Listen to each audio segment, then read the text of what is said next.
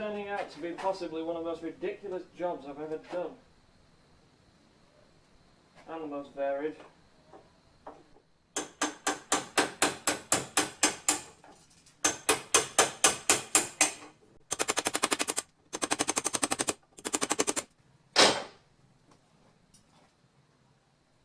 It's solidified filler or window putty of some sort. These bits of mahogany came from massive bits, like that piece over there. These slats that I'm chiseling stuff off were presumably parts of the window frame, and, well, I know it was because there's glass still part of it. Still, it's better than using my angle grinder and then potentially damaging the wood. So I'd rather do it the slow way and use a hammer and chisel. It's tomorrow! We are now ready to route a long cavity into the back of this so that it fits neatly on the front. Unfortunately, this side is actually 5mm higher than this side. Luckily, I've already planed that and it's nice and level, so I can actually route from the guide on this to get the 21mm so that the metal actually sits in it when I screw it on. Vacuum on. Router on. Go again. Cool, the noise of them's in harmony. Nearly. It was.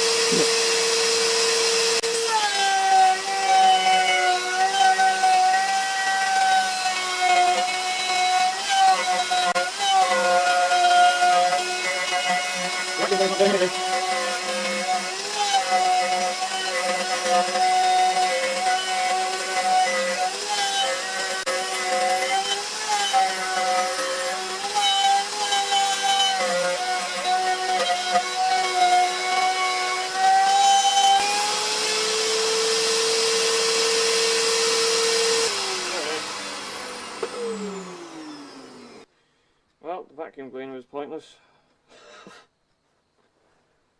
That's all routed. Looking lovely. But please excuse me because there's a dog next door called Patch and he needs my attention and I need a sausage roll. Right. Dog is happy, sausage rolls are eaten, then I'm ready to make this the actual right dimensions, because at the moment it is 49mm at this end and 45mm at this.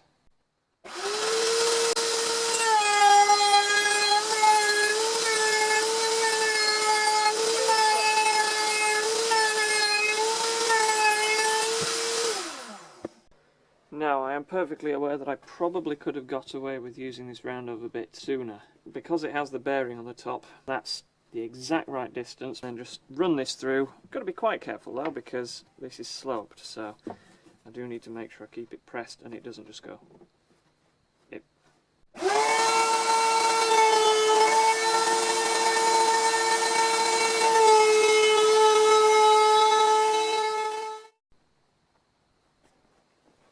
I found a better way.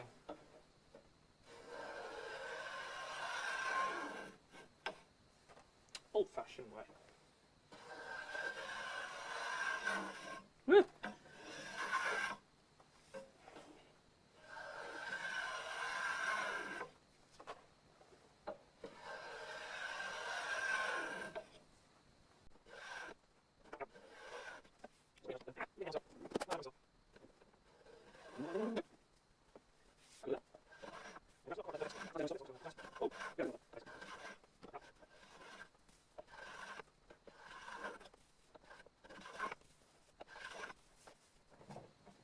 Bit of sanding will fix the rest of that.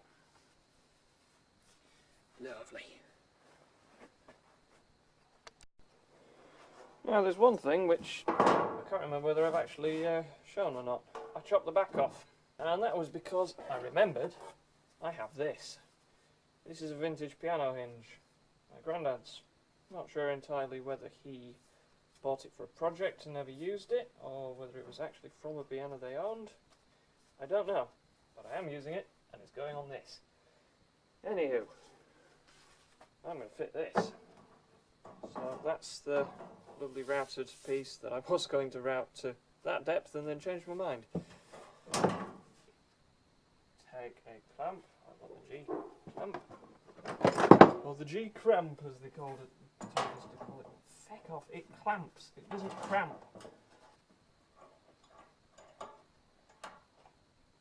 So that's now clamped tidily into there, and now, as you will see, just how bent it really is, because this is now raised up where this now needs to fold into. The whole thing needs to flex up. That's why I've done that trough. I'm not sure trough is the right word for this, but whatever, I'm using it. We've got one screw in, we're clamped in. Zip. Whee!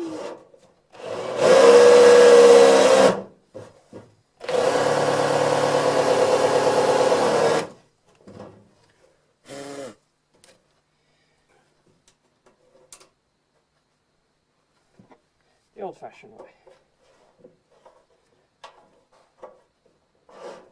Yeah.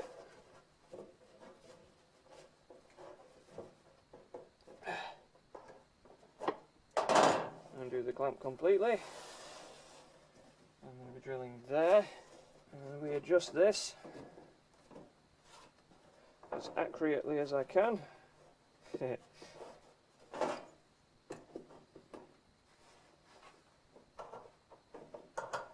Check underneath to see all is lined up.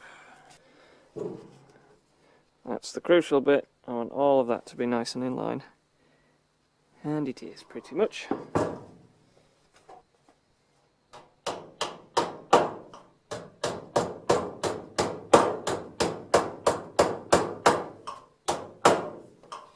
And then we do a lot.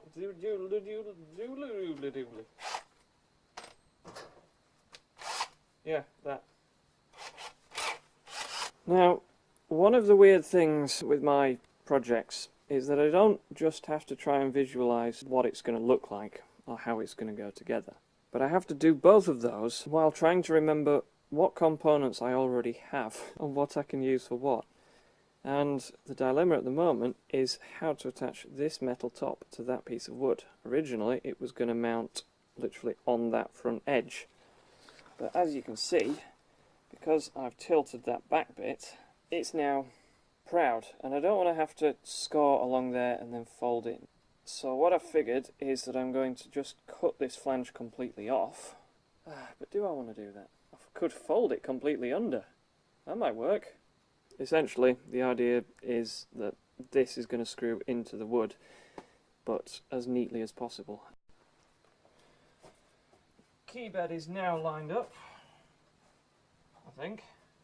Problem is, I've got to kind of push it down and make the base flex a bit to make sure it is definitely in line. A big Sharpie line. If you're ever drawing a big line like that, make sure that you roll the pen, because otherwise you just get a mucky end of the pen and then it won't write on anything. What I want to do is take off the bars that I flipped over originally and line them up on the key bed so that I know exactly where to drill the holes. Let's lift that off, and we have some marks. I would say that that's as lined up as I'm going to get it.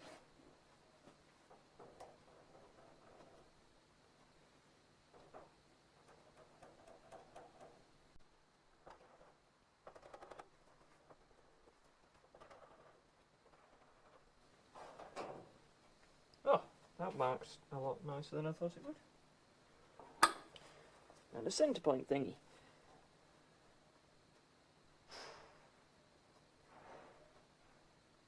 There. Lovely. That's one.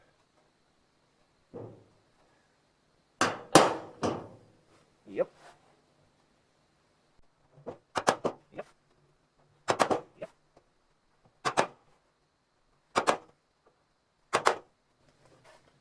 Cool. Just that tiny little indentation makes a massive difference.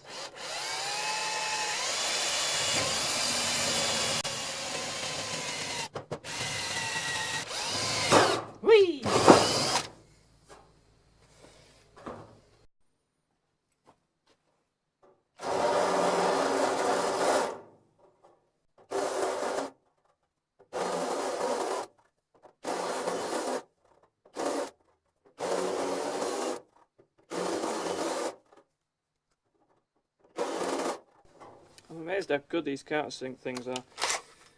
And they cost a couple of quid. And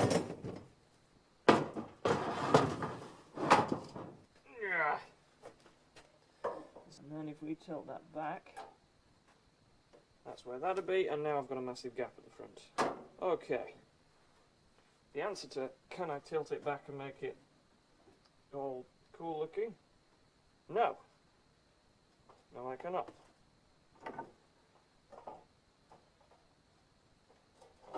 No, I definitely cannot. Okay, so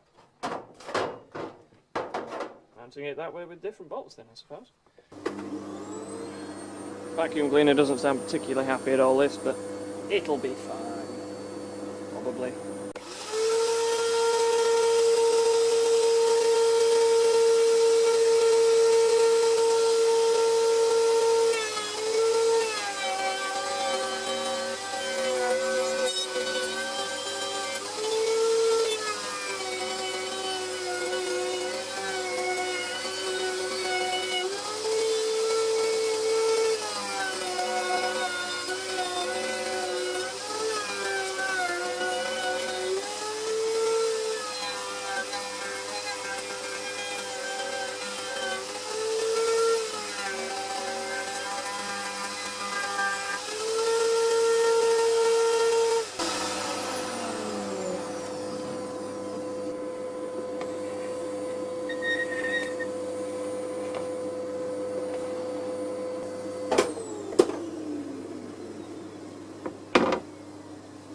That looks pretty good to me.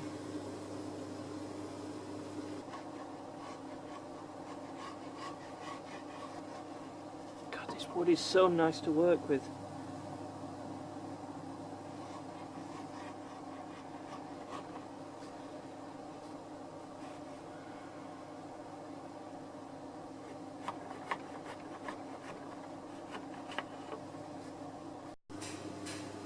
This could turn out to be the worst idea I've had in the entire project.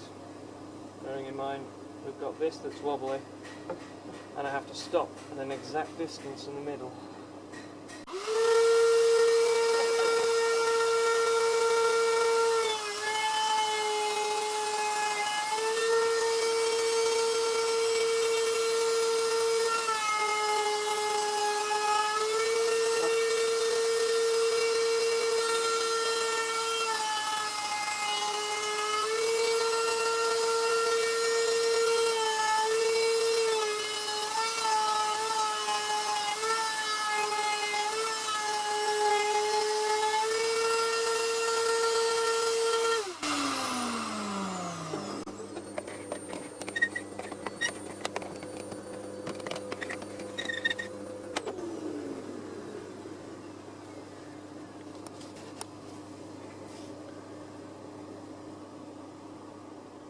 Well, that's turned out quite cool actually.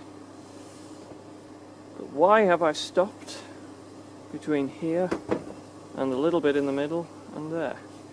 Simple really. Starts on C2, stops on middle C, finishes on C4. Technically speaking it's not central, but it's central for the keyboard, which is brilliant.